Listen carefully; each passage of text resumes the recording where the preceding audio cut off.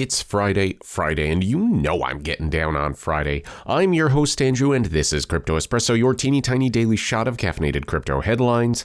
May the 5th be with you. No, that does not work. First up, Bitcoin users are experiencing a surge in transaction fees as the network becomes more congested with activity. According to data from BitInfo Charts, the average transaction fee on Bitcoin reached over $7 on Thursday, the highest level since June of 2021. One of the reasons for the higher fees is the increased demand for BRC20 tokens, a new type of asset that is created and stored on the Bitcoin blockchain. BRC20 tokens use a technique called ordinal inscriptions to attach data to individual satoshis, which is the smallest unit of a Bitcoin. These satoshis can then represent anything from digital art ownership to meme tokens. Creating and transferring BRC20 tokens requires more data than a regular Bitcoin transaction, which means they take up more space on the blockchain. This then leads to more competition for block space and higher fees for users who want their transactions confirmed faster. Bitcoin's high fees may deter some users from using the network, especially for small or frequent transactions.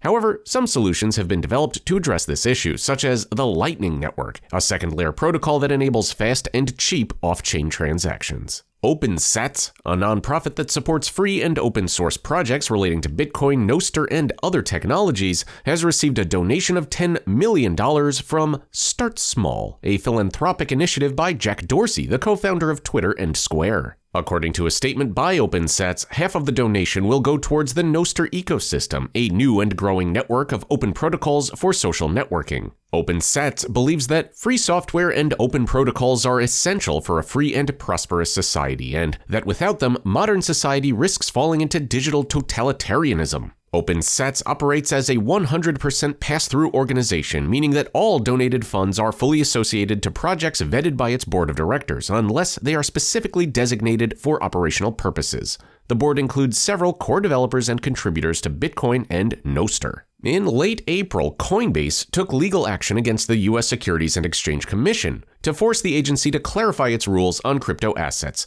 The crypto exchange claimed that it's been waiting for 9 months for a response to its petition for rulemaking, and this lack of guidance and transparency is harming its business and customers who face potential enforcement actions without even knowing how the law applies to them. Well, fast forward to now-ish, as Coinbase's legal challenge related to the SEC's non-response was filed in the U.S. Court of Appeals in the Third Circuit on April 24th. Well, the court has said the SEC must respond to Coinbase's petition within the next 10 days. So that clock is ticking, and we here at CoinMarketCap will be glued to the news to see what they say. Robert F. Kennedy Jr., a Democrat and son of the late Senator Robert F. Kennedy Sr., is running for president in 2024. During his campaign announcement rally in Boston, Kennedy said that he wanted to challenge the corporate power that has corrupted the government and threatened the liberties of the people. Kennedy is a lawyer and an author who's been pretty outspoken against COVID-19 restrictions and vaccine mandates. He is one of 2 Democrats who are challenging President Joe Biden in the primary, along with Marianne Williamson, a self-help author. Recent polls have Kennedy polling at about 20% against Biden and Williamson.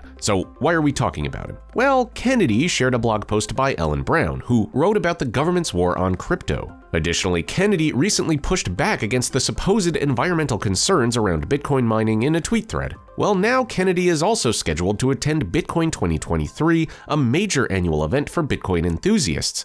Kennedy, you watch Crypto Espresso at all? Leave me a comment. Let's chat. And finally, Nathaniel Chastain, who was a product manager at non-fungible token marketplace OpenSea, was found guilty of fraud and money laundering on Wednesday. He used confidential information about which NFTs would be featured on the OpenSea homepage to make illicit trades and earn more than $50,000 in profit. This was the first case of insider trading involving digital assets, according to federal prosecutors in Manhattan. Chastain denied the charges and claimed that he did not know that he was violating any rules or policies of OpenSea. His lawyers argued that the company did not treat the information about the homepage features as secret or sensitive.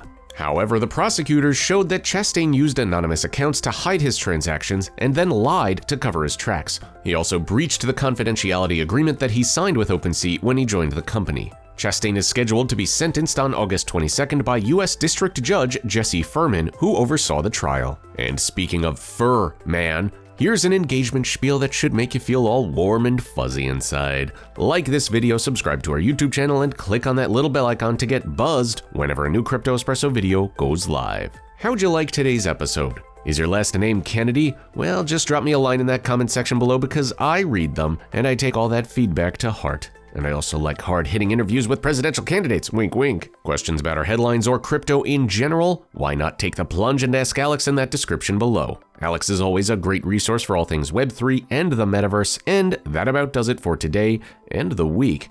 Again, I've been your host, Andrew. These have been your headlines, and ladies and gentlemen, the weekend. See you Monday.